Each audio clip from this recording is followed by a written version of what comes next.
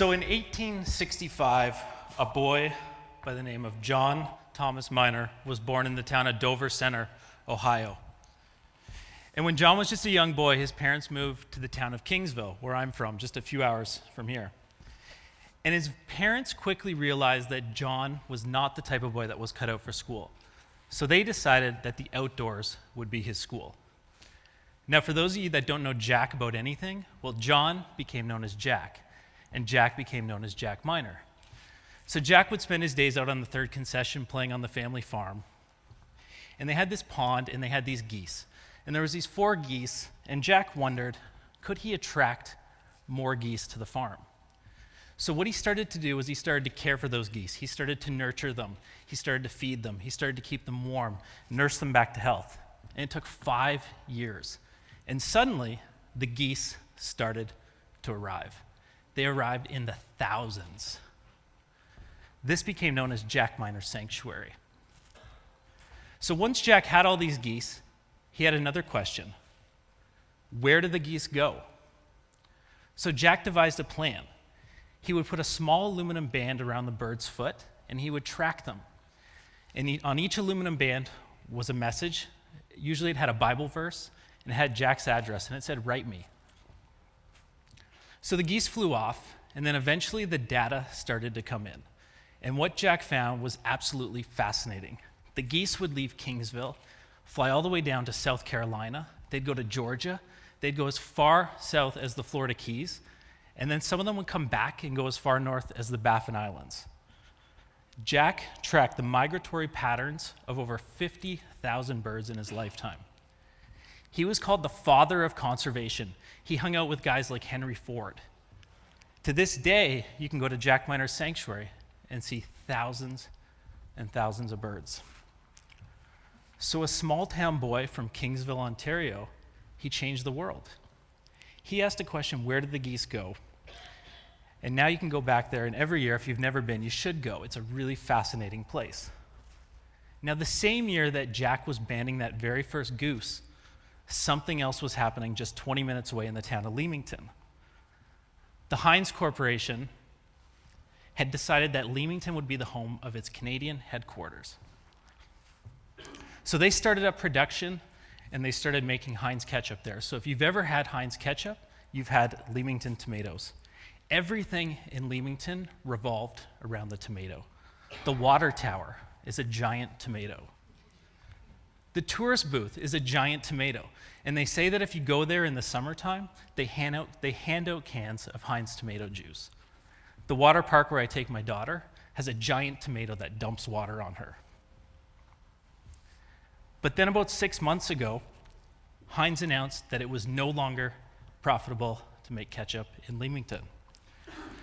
So they announced that they would be leaving. 750 jobs directly impacted, thousands of jobs indirectly impacted. I talked to an older gentleman who grew up in Leamington, and he said he used to work out on a farm, a tomato farm, and they used to take their breaks by the sound of the Heinz whistle. So this really changes everything for Leamington, but this is the same story that we're seeing happen again and again and again. This is happening in all these small towns that are really built around this one core company or this one core industry that's really the linchpin that holds it all together. Now, Heinz is still operating, so we don't even really know what the fallout's going to be. In my professional life, I'm a marketing consultant, and I work with organizations, and I help them build what I call evergreen customer loyalty. I love this metaphor of the tree because some companies really are evergreen. They're lush and lively year-round. They know how to retain their customers. They know how to build strong, remarkable relationships with their customers.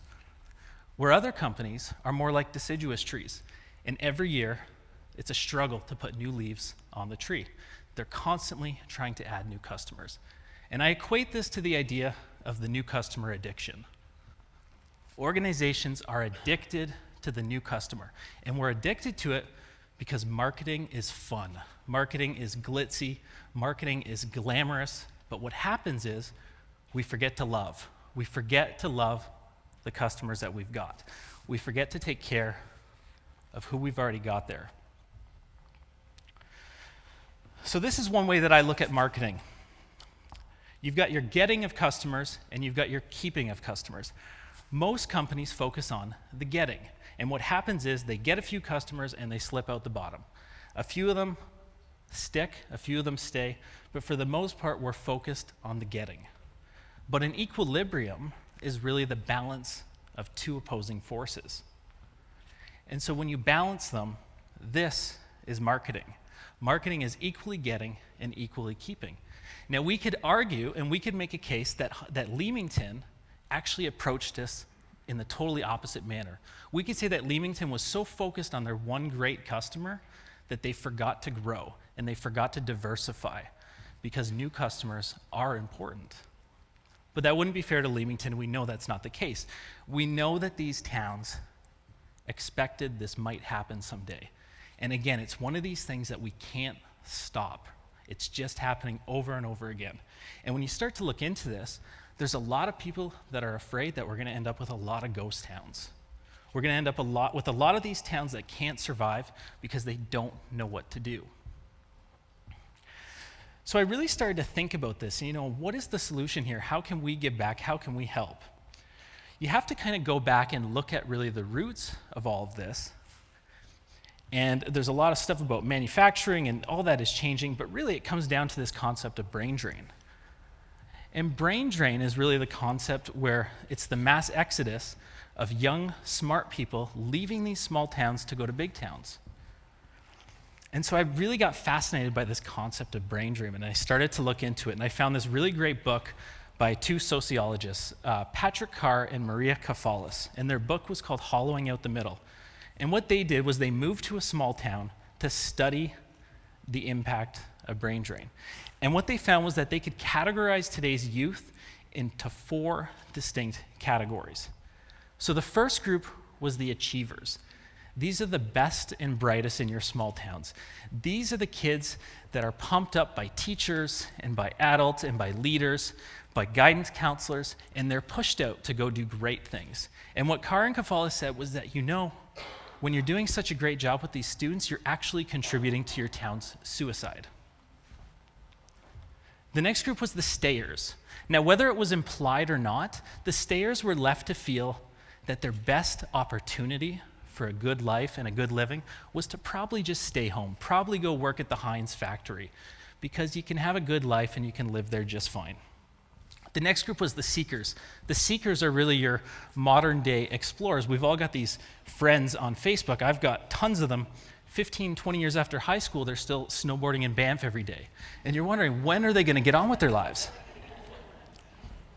The final group was the returners. And the returners are a mix of the achievers and the seekers.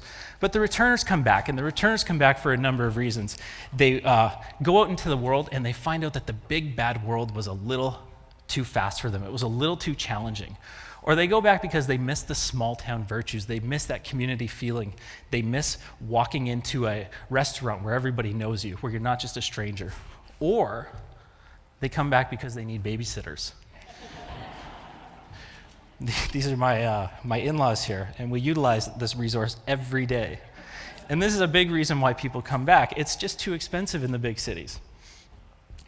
But when you think about brain drain and you look at this impact that this has, nothing's changing. People still go out and follow that path. They're told, go west, young man, look for great opportunity, because it's not here. You're not going to find that great opportunity here. And so the youth of today continue to follow that path. They continue to go off to schools and get burdened with debt. They continue to go to these big cities and struggle to find work. And then these small towns are left to struggle.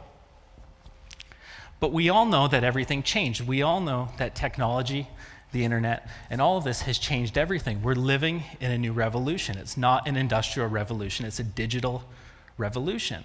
And we all know this, but yet we're not cluing in that opportunity is now everywhere. Opportunity has equaled itself out. And in fact, if you're from a small town, you might even have more of an opportunity now, because you know how to do things like build community. You know how to do things like barter. And these are things that big companies are trying to sort out. 10 years ago, if you wanted to build a charity that built schools in Africa, you could not do this from the town of Port Dover. But these are my friends Stu and Amy McLaren. And they run a charity in Port Dover that goes over to Africa every year, and they build schools. And they're changing the world. Now you're probably thinking, well, that's not how you make a living. They're not going to have a good life. Well, Stu also runs a startup, and he has close to 50,000 customers, 6 or 7 times the customers than the population of the town he lives in. Now again, in this new revolution, there's going to be a lot of naysayers that say, well, Stu must have had a silver spoon. Something was fed to him. Something allowed him to do this. No, Stu just did it. Stu saw the opportunity. 10 years ago, a marketing consultant like myself couldn't get a commercially published book deal. You couldn't make a great living from the town of Kingsville, but suddenly I can do it from my basement, and I can consult with organizations or entrepreneurs all over the planet. And nobody cares anymore where I'm from. I don't need to be in New York. I don't need to be in Toronto. I can do it from Kingsville. This is my friend Jamie Waldron. Jamie's a small town butcher. Jamie also got a commercially published book deal. Jamie does meat programs where he'll take a cow and he'll split it up between 20 people. He uses the internet to do all of this. Jamie runs butchering classes. He'll come to restaurants and do this. This is the type of thing that 10 years ago would never have been an opportunity for Jamie, but Jamie recognizes that this opportunity is here now. 10 years ago, we didn't have things like Kickstarter, where anyone with an idea could crowdfund enough money to start their business. Now again, not everything like this is going to work out. Not everybody's going to get funded, not everybody's going to make it big. It's going to be a challenge, but this is the new reality we're living in. You see, here's the thing about Leamington.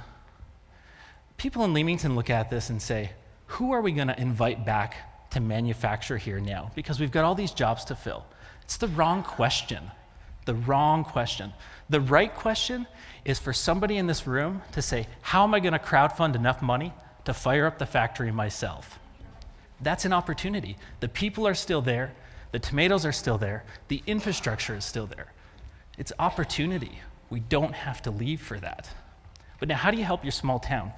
Well, you get involved, and getting involved can be really frustrating. I sit on my economic development committee in town. It's very, very frustrating. But these are things that we need to do. We need to get involved and help them out. When Dorothy said, "There's no place like home," and she clicked her heels together, Dorothy physically meant, I want to go home. She physically wanted to be there. But here's the really cool thing about the digital revolution that not too many people are talking about, is that you can leave, and you probably should leave. If you were born in a small town, as I was, I almost equate it to Shawshank Redemption. You're slowly digging away, hoping nobody sees you, and eventually you're gone. But your small town won't survive without your contribution. So the Ruby Slippers effect is something really cool. Now you can go and you can still give back. So you can still donate to your local arts council. You can still write letters to the editor. You can still go back and give a TEDx talk. You can run a TEDx event. You can do all these things and you can still go. You should go see the world. But you need to remember that your small town really needs you. Now, what about the towns themselves? What's the solution there? Well, I have a few ideas.